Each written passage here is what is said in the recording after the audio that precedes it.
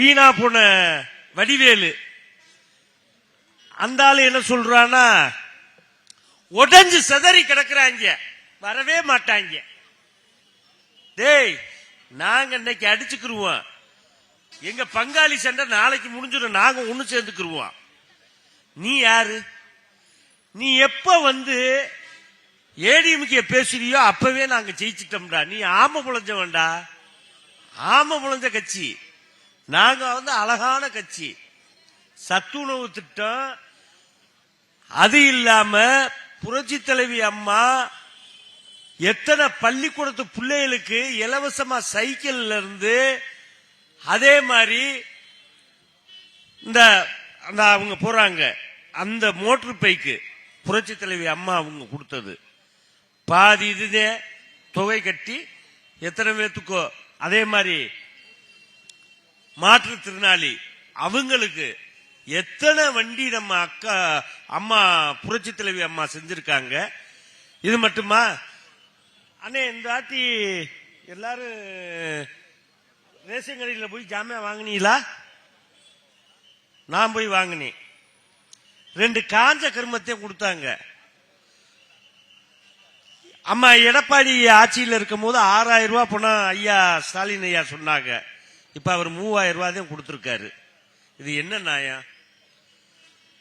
ஏன்னா மாமியா உடைச்சா மண்சட்டி, மரும உடைச்சா புன்சட்டி.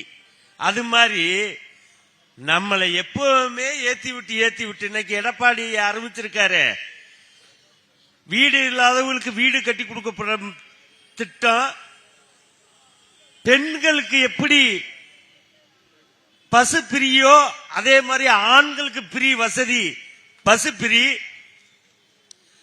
கொடுத்தா 2 கொடுங்க, இல்லைன்னா யாருக்குமே இல்லைன்னு சொல்லிட்டு போங்க.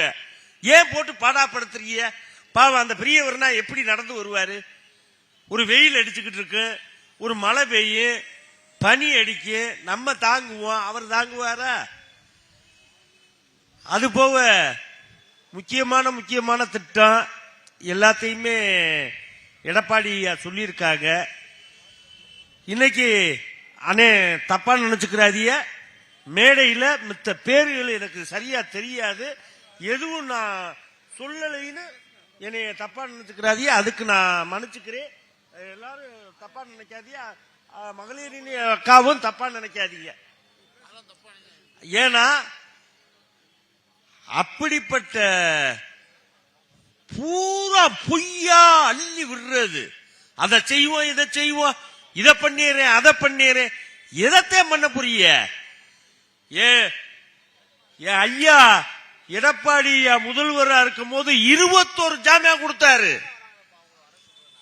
21 ஜாமியா.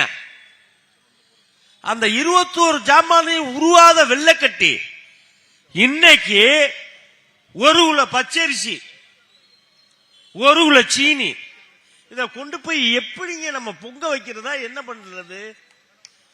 எப்படி பொங்க வைக்கிறது? அது ஒரு இந்திக்கார பிள்ளை இந்த அரிசியும் இதையும் வச்சு பாயசம் மாதிரி ஆக்கிட்டாங்க. அது இந்தியில சொல்லுது, இது எப்படி சாப்பிடுறது? அதுக்காக சொல்றியா, கை கிட்ட அப்படி எடுத்து அப்படியே நொடிக்க, நம்ம என்னத்த பண்றாப்புல இருக்கு. பல பக்கத்து பிரச்சனையா இருக்கு. ஏன்னா சொல்ல எனக்கே சிரிப்பு வருது. அவர் வாட்டுக்கா வாராரு, வீரர்களுக்குள்ள ஐயாதே சொன்னாரு. ஐயா பேசும்போது சொன்னாங்க, நல்ல கருத்து கணிப்ப சொன்னாரு, வீரர்களுக்கு கவர்மெண்ட் வேலை போட்டு கொடுக்கறோம்னு. ஏற்கனவே இருக்கிற வீரருக்கு எந்த வேலையா போட்டு கொடுத்துருக்கீங்க? இப்ப என்னையா வந்தா ஒண்ணு ஆதார் கார்டு மாத்திரம் சொல்றீங்க, இல்ல ரேஷன் கார்டு மாத்திரம் சொல்றீங்க. இன்னொன்னு, உங்க வீட்டு வரிய ஒரிஜினலா போட்டு கொண்டு வாங்கன்னு எத்தனை திட்டம், எத்தனை சட்டம். புரட்சி தலைவி அம்மா இருக்கும் போது இந்த பிரச்சனை வந்துச்சா? அதே மாதிரி எடப்பாடியா இருக்கும் போது இந்த பிரச்சனை வந்துச்சா? ஒண்ணுமே வரலங்க. இதுலதான் இந்த ரோட்டை நம்ம அண்ணே கூட்டுறவுத்துறை அமைச்சர் செல்லூர் ராஜண்ணே இதுக்கு பாடுபட்டு போட்டு கொடுத்தாரு. இது மட்டும் இல்ல, அங்க கோச்சட ரோடு அவ்வளவு டிராபிக்கா இருக்கும். இவ்வளவையும் பண்ணி கொடுத்தது அம்மா அண்ணன் செல்லூர் ராஜ். இவளை ஏதோ துளைக்கி பண்ணியிருக்காங்க. எல்லாமே மதுரையில் நிறைய இடங்களை பண்ணியிருக்காங்க.